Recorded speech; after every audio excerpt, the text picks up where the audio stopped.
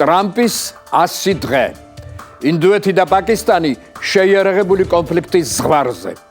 ევროკავშირის კონტროლის პალატის სკანდალური ანგარიში. ყველაზე წარმატებული და მასშტაბური ოპერაცია მსოფლიო დაზვერვის ისტორიაში. ჩვენს ისტორიული მოვლენების რუბრიკაში. სულ რამდენიმე წამში. მე ნუგზარ რუხაძე ვარ.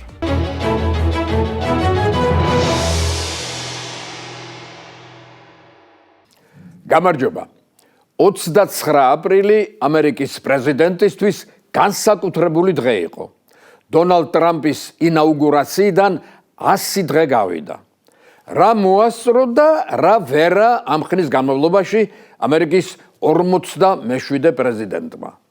მისმა 100 დღიანმა მოღვაწეობამ არაერთგვაროვანი გამოხმაურება ჰპოვა მთელს მსოფლიოში და რა თქმა უნდა თავად ამერიკაში.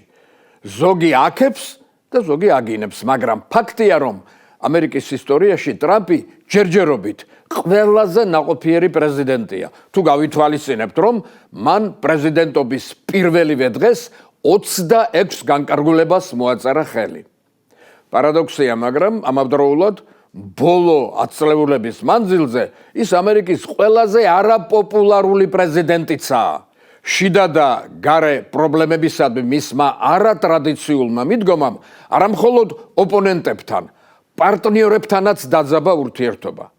ტრამპის ადმინისტრაციისთვის ჩვეული მკვეთრი ზომები ამერიკელ ამომრჩეველში იმედგაცრუებას იწვევს, რომლის ძირითადი ნაწილი მიიჩნევს, რომ მის დროს ცხოვრება გაუარესდა. დონალდ ტრამპი აქტიურადაა ჩართული საგარეო პოლიტიკაში. მან 14 უცხოელი ლიდერი მიიღო, მათ შორის ისრაელის, ინდოეთის, საფრანგეთის, დიდი ბრიტანეთისა და იტალიის. ყველაზე სკანდალური შეხვედრა უდავოდ უკრაინის პრეზიდენტთან ჰქონდა, რომლის დროსაც ზელენსკი ფაქტობრივად თეთრი სახლიდან გააძევეს. საარჩევნო კამპანიის დროს დონალდ ტრამპი ხშირად ამბობდა, რომ მას უკრაინის კონფლიქტის 24 საათში მოგვარება შეუძლია, თუმცა 24 საათში კი არა, წლის ბოლოს თუ დამთავრდა ომი უკრაინაში, ისიც გასაკვირი იქნება. ტრამპის ადმინისტრაციამ და თავად ტრამპმა ამ კონფლიქტის მიმართ სულ სხვანაირი მიდგომა აჩვენა. ტრამპი არ მალავს, რომ მას არ აინტერესებს უკრაინა. მისთვის ეს ქვეყანა მხოლოდ გასაცვლელი მონეტაა და მეტი არაფერი. სწორედ ასეთმა მიდგომამ გამოიწვია ამერიკასა და მის ზოგიერთ ევროპელ პარტნიორს შორის ურთიერთობების გაუარესება, რომლებიც ტრანსატლანტიკური ერთიანობის რღვევის საფრთხეზე ალაპარაკდნენ. ამერიკასა და რუსეთს შორის დაახლოების ნიშნებმა ევროპაში ნეგატიური რეაქცია გამოიწვია. ორი ქვეყნის დიპლომატებს შორის კომუნიკაცია, რომელიც ჯო ბაიდენის პრეზიდენტობის დროს ფაქტობრივად გაყინული იყო, აქტიურად აღდგა. მონროს დოქტრინის მომხრე პრეზიდენტმა მისი საგარეო პოლიტიკის პრიორიტეტები ასე ჩამოაყალიბა. მთელი ჩრდილოეთი ამერიკის, გრენლანდიიდან პანამამდე ამერიკის გეოპოლიტიკურ ბასტიონად გადაქცევა. ჩინეთის შეკავება რუსეთთან ურთიერთობის გადატვირთვით. ახლო აღმოსავლეთში ამერიკის პოზიციების განმტკიცება. პრო-ისრაელური პოლიტიკის გაძლიერება, სპარსეთის ყურის არაბ მონარქებთან კავშირების განმტკიცება და ირანის ბირთვული პროგრამის მკაცრი შეზღუდვა. სამხედრო ფრონტზე ტრამპი ცდილობს ამერიკის სამხედრო ძალის გაძლიერებას, შეიარაღებული ძალების გენდერული ლიბერალიზმისაგან გაწმენდას, სტრატეგიული ბირთვული ძალების დიდი ხნის დაგეგმილი მოდერნიზაციის შეზღუდვების გარეშე გაგრძელებას. დანარჩენი მნიშვნელოვანი ცვლილებები ეკონომიკას ეხება. ტრამპმა გადახედა ამერიკის ეკონომიკურ პოლიტიკას და ყველა ფრონტზე სატარიფო ომი დაიწყო. სატარიფო ომით შეშინებულმა დასავლეთის საფონდო ბირჟებმა რეკორდულად დიდი ფული დაკარგა. განსაკუთრებულ ინტერესს ჩინეთთან დაპირისპირება იწვევს. მთელი მსოფლიო ელოდება თუ რომელი მხარე დათმობს საბოლოოდ. ეკონომისტების უმეტესობა სკეპტიკურად არის განწყობილი იმის მიმართ, რომ ამ ბრძოლაში ტრამპი თავის მიზნებს მიაღწევს, მაგრამ ფაქტია, რომ ტრამპი გლობალიზაციის შეჩერებას ცდილობს. ის ამერიკის საწარმოო და სამეცნიერო ტექნიკური ბაზის გასაძლიერებლად მოკავშირეების ფინანსური და ტექნოლოგიური რესურსების გამოყენებასაც ცდილობს. ტაქტიკურ დონეზე ის შოკისა და შიშის კომბინაციას იყენებს. შიდა პოლიტიკაში ტრამპმა ფედერალური ბიუროკრატიის რეფორმა და პრეზიდენტის ძალაუფლების განმტკიცება დაიწყო. მისი ხელმძღვანელობით დაიხურა ან დახურვისთვის ემზადება ფედერალური სამინისტროებისა და სააგენტოების მთელი რიგი, რომელიც ვაშინგტონის ახალი ხელისუფლების აზრით ქვეყნის ინტერესების საწინააღმდეგოდ მოქმედებს და გადასახადის გადამხდელთა ფულს არამიზნობრივად ხარჯავს. დაზარალებულებს შორისაა USAID და ამერიკის გლობალური მედიის სააგენტო USAGM, ანუ ამერიკის რბილი ძალის დასაყრდენები. ტრამპმა საგანგებო მდგომარეობა გამოაცხადა ამერიკის სამხრეთ საზღვარზე და იქ ამერიკის სამხედრო ძალები განალაგა. არალეგალური იმიგრანტების წინააღმდეგ ბრძოლა ტრამპის ერთ-ერთი მთავარი საარჩევნო დაპირება იყო. თეთრი სახლის განცხადებით, დონალდ ტრამპის პრეზიდენტობის პირველი 100 დღის განმავლობაში საზღვრის უკანონო გადაკვეთები 95%-ით შემცირდა. როგორც ამერიკის მასმედიაში აღნიშნეს, ამერიკა ხშირად თავის თავს ძველ რომს ადარებს, რომლის ცხოვრების დევიზი ასეთი იყო: პური და სანახაობა. ვნახოთ, რა სანახაობა გველის.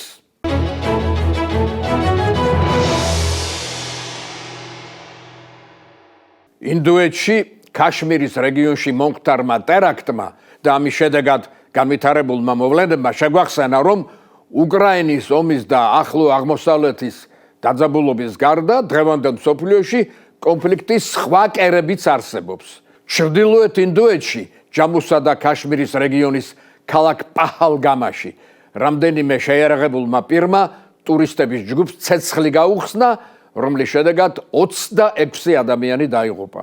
ეს ინციდენტი 2008 წლის მუმბაის ტერაქტის შემდეგ ყველაზე სისხლიანი თავდასხმა აღმოჩნდა უდანაშაულო ადამიანებზე. პასუხისმგებლობა ტერაქტზე ნაკლებ ცნობილმა დაჯგუფებამ ქაშმირის წინააღმდეგობის მოძრაობამ აიღო თავის თავზე. ეს ორგანიზაცია ინდოეთის სპეცსამსახურების რადარებზე 2019 წელს გამოჩნდა. ქვეყნის დაზვერვის მონაცემებით ის სხვა მასზე უფრო ძლიერი ტერორისტული ორგანიზაციის ლაშქარ-ე-ტაიბას ფილიალია, რომელიც 1990 წელსაა დაარსებული. ცნობილია მისი თალიბებთან სიახლოვეც და მის მიერ ინდოეთში განხორციელებულ ტერაქტთა გრძელი ნუსხაც. ამ ბოლო ინციდენტმა ურთიერთობა ინდოეთსა და პაკისტანს შორის უკიდურესად დაძაბა. მსოფლიო მათ შორის ახალ ომზე ალაპარაკდა. როგორც ცნობილია, ინდოეთი და პაკისტანი ორივე ბირთვული ქვეყანაა. მდგომარეობას ტერაქტის რელიგიური ელფერიც ართულებს. ინდოეთის მასმედიის თქმით, ტერორისტებმა მსხვერპლს ისლამური ლექსის წაკითხვა მოსთხოვეს. ორ ქვეყანას შორის დაძაბულობას დიდი ხნის ისტორია აქვს. 1947 წელს, როცა ბრიტანეთმა ინდოეთს დამოუკიდებლობა უბოძა, ინდოეთში შიდა კონფლიქტი დაიწყო. საქმე იმაში იყო, რომ ჩრდილოეთ ინდოეთის მოსახლეობა ისლამს მისდევდა და მათ ინდოეთიდან გამოყოფა მოინდომეს. ასე გამოჩნდა მსოფლიო რუკაზე ახალი სახელმწიფო პაკისტანი.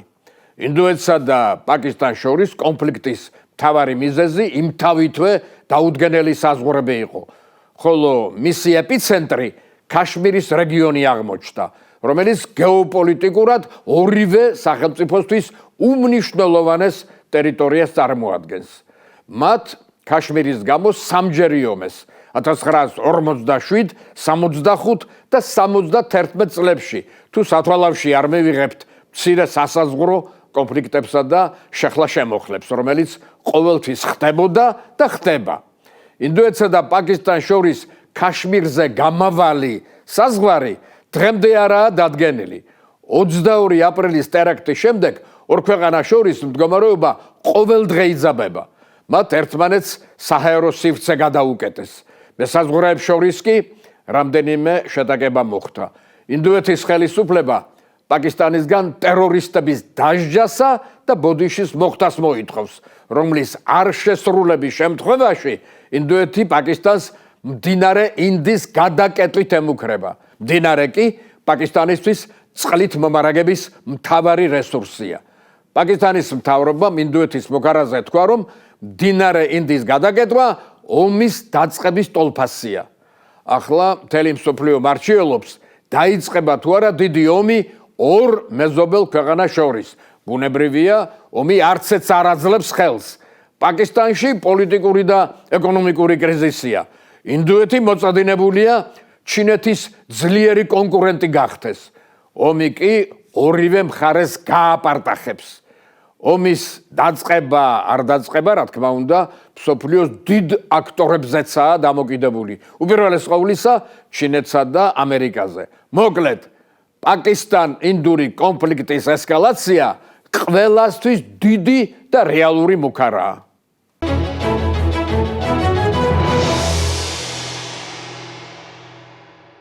ევროკავშირის კონტროლის პალატის ბოლო წლიური ანგარიშის გასაჯაროებას დიდი მითქმა-მოთქმა და სკანდალი მოჰყვა. აღმოჩნდა, რომ ევროკავშირის მიერ არასამთავრობო ორგანიზაციების დაფინანსების საკითხი ძალიან გაუმჭვირვალეა.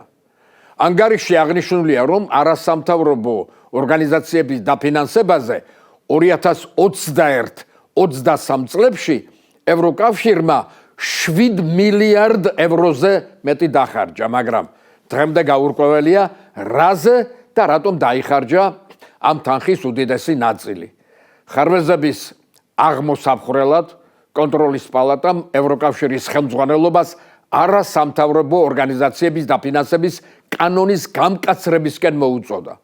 დასკვნის თაობაზე ევროპარლამენტში მძიმე კამათი გაიმართა, რომელიც ბოლოს ნამდვილ სკანდალში გადაიზარდა. საფრანგეთისა და გერმანიის მასმედიამ საკითხზე ჟურნალისტური გამოძიება ჩაატარა, რომლის შედეგმა ამ ქვეყნების მოსახლეობის სამართლიანი აღშფოთება გამოიწვია. ჟურნალისტებმა გაარკვიეს, რომ არასამთავრობო ორგანიზაციების დაფინანსების გაუმჭვირვალობის გამო ევროკავშირი ბრმად აფინანსებდა ექსტრემისტულ ისლამისტურ ორგანიზაციებს. მასმედიამ გაარკვია და გაასაჯაროვა მათი ვინაობა. ევროკავშირი თურმე დიდი ხნის განმავლობაში აფინანსებდა მუსლიმთა ახალგაზრდულ და სტუდენტურ ფორუმს FEMISO, რომლის წევრები 30-მდე ისლამისტური ორგანიზაციაა. თავად ფორუმი, რომლის გაცხადებული მიზანი ევროპაში მუსლიმი ახალგაზრდების განვითარებაა, მუსლიმი ძმების საზოგადოების იდეოლოგიას იზიარებს, რომელიც მე-20 საუკუნეში ეგვიპტეში დაარსდა. საქმე იმაშია, რომ ბევრ მუსლიმანურ ქვეყანაში, მათ შორის ეგვიპტეში, საძმო აღიარებულია როგორც ტერორისტული ორგანიზაცია. მუსლიმთა ახალგაზრდული და სტუდენტური ფორუმის წევრები სულაც არ მალავენ, რომ მუსლიმთა საძმოსთან აქვთ კავშირი, რომელიც ევროპის ქვეყნებში ხშირად მართავს დემონსტრაციებს. თავისუფლების იდეას ამოფარებული ეს ორგანიზაცია ხშირად აპროტესტებდა საფრანგეთსა და შვეიცარიაში ჩადრის ტარების აკრძალვას. ამ საპროტესტო გამოსვლებზე მუსლიმთა ახალგაზრდული და სტუდენტური ფორუმის წევრებს პლაკატები ეჭირათ ასეთი მოწოდებით: ჩემი ჩადრი, ჩემი არჩევანია. სილამაზე მრავალფეროვნებაში, ამიტომ ატარე ჩადრი და სხვა. ევროკავშირის მიერ ბრმა დაფინანსების მეორე მაგალითი ორგანიზაციის Islamic Relief Worldwide ფულადი დახმარებაა, რომელიც რეგისტრირებულია როგორც საქველმოქმედო ორგანიზაცია. ის ზოგადად ახლო აღმოსავლეთში ოპერირებს, მაგრამ რეალურად ჰამასთან თანამშრომლობს. ევროპელმა ჟურნალისტებმა გაარკვიეს, რომ 6 წლის განმავლობაში ამ ორგანიზაციამ ევროკავშირისგან 13 მილიონი დოლარი მიიღო.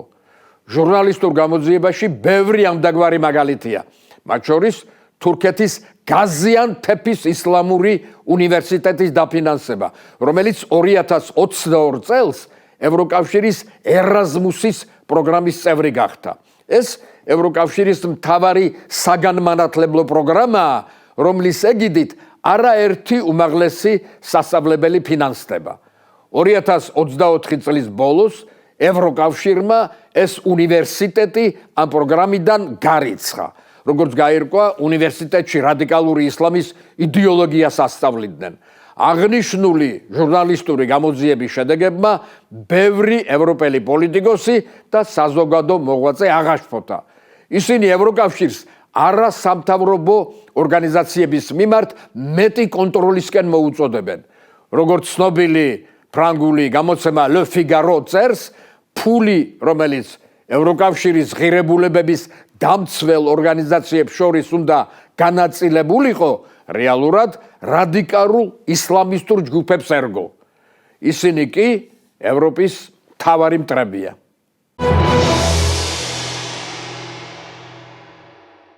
ცივი ომის დასრულებამ ბევრ ისეთ საიდუმლოს ახადა ფარდა, რომლის შესახებ მრავალი ათეული წლის განმავლობაში სულ რამდენიმე ადამიანმა თუ იცოდა.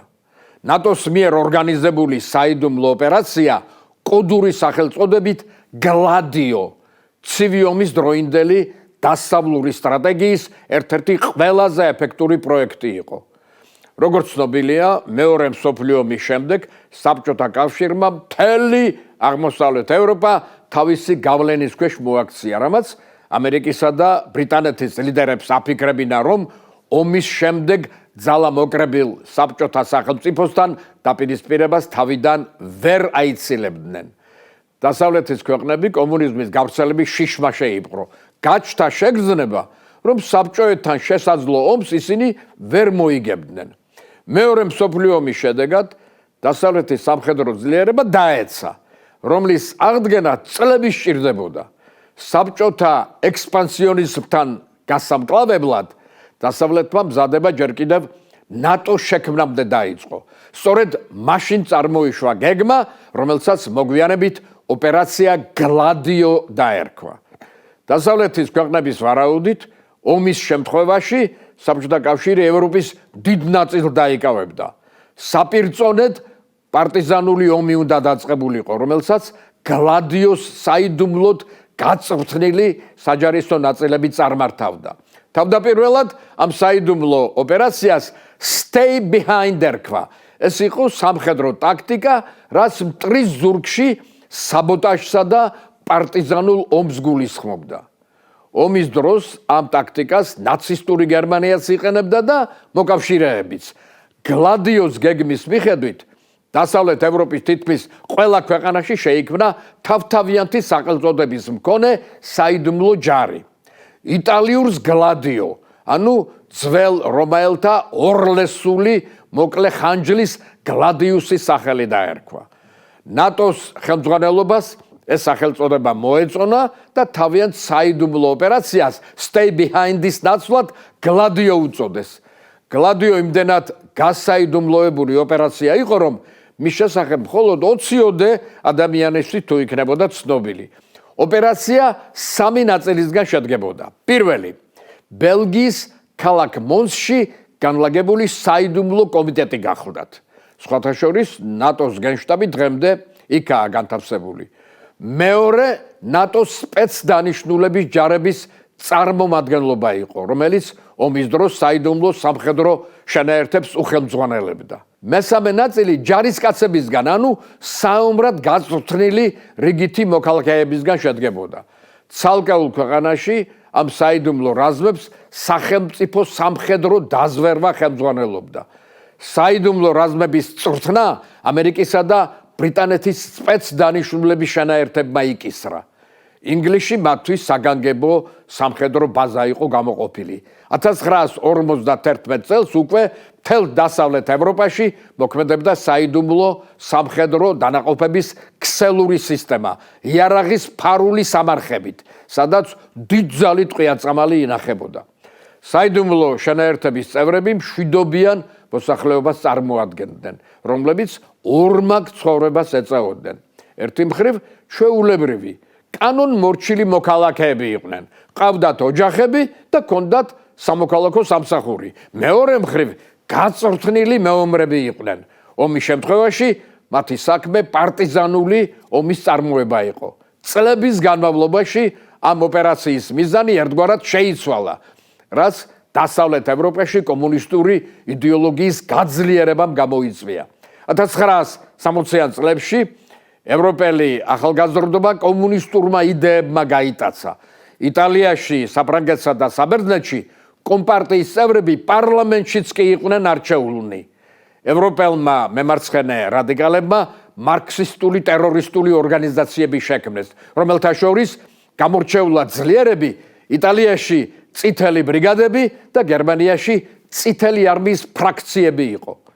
ისინი სახელმწიფო მოხელეებსა და სამხედრო პირებს იტაცებდნენ და ტერაქტებს აწყობდნენ. სწორედ ამ წითელი ტალღის გასანეიტრალებლად გამოიყენა დასავლეთმა გლადიოს საიდუმლო ორგანიზაცია. ამ სტრატეგიის მიხედვით გლადიოს ულტრამემარჯვენე ფაშისტურ ორგანიზაციებთან უნდა ეთანამშრომლად, რომელსაც მემარცხენე ტერორისტული ორგანიზაციების საფირწონედ თავიანთი ტერორისტული ჯგუფები უნდა შეექმნათ. მალე მთელს ევროპას მოედო სპეცსამსახურების მიერ შექმნილი მემარჯვენე ტერორისტული ქსელი. მემარცხენეთა დისკრედიტაციის მიზნით ისინი თავიანთ ტერაქტებს მათაბრალებდნენ ხოლმე. მიმდინარეობდა საბჭოთა კავშირის მიმართ შიშის გაღვივება, განსაკუთრებით იტალიურ, ბერძნულ და თურქულ დაჯგუფებათა მიერ.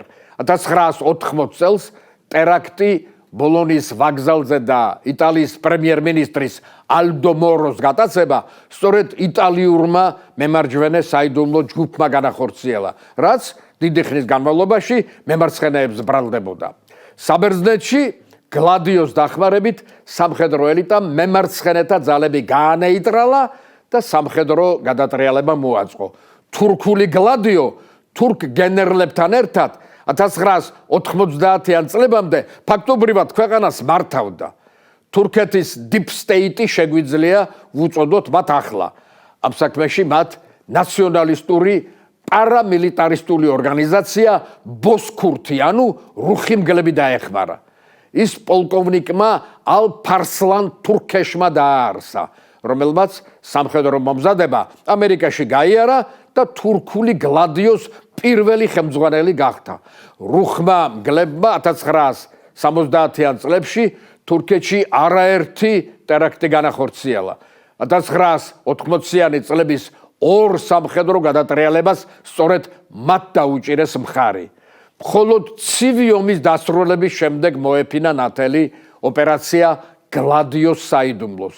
პირველმა საჯაროდ ამაზე იტალიის პრემიერ-მინისტრმა ჯულიო ანდრეოტიმ ილაპარაკა. პრემიერი და მისი ქრისტიან-დემოკრატიული პარტია დიდ სკანდალში გაეხვია, როცა ქრისტიან-დემოკრატებთან კოზა ნოსტრას სიახლოვე გამომჟღავნდა.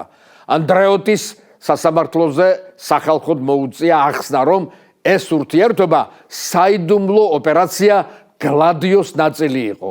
ამ აღიარებამ დიდი ევროპული სკანდალი გამოიწვია. შედეგად ევროპის ბევრ ქვეყანაში საპარლამენტო საგამოძიებო კომისია შეიქმნა, რომელმაც არაერთ საიდუმლო საქმეს ახადა ფარდა. დემოკრატიულად არჩეულმა პარლამენტის წევრებმა ოპერაცია გლადიოს შესახებ არაფერი იცოდნენ. მოგვიანებით ისიც გაირკვა, რომ გლადიო ევროპის ნეიტრალურ ქვეყნებში, შვეიცარიაში, ავსტრიასა და შვედეთშიც მოქმედებდა. ყველა ამ ქვეყნის ლიდერს ახსნა განმარტების გაკეთება მოუწია. 2001 წელს ავსტრიული გლადიოს შესახებ აზრი ამერიკის ელჩმა ნატოში ნიკოლას ბერნსმა გამოთქვა.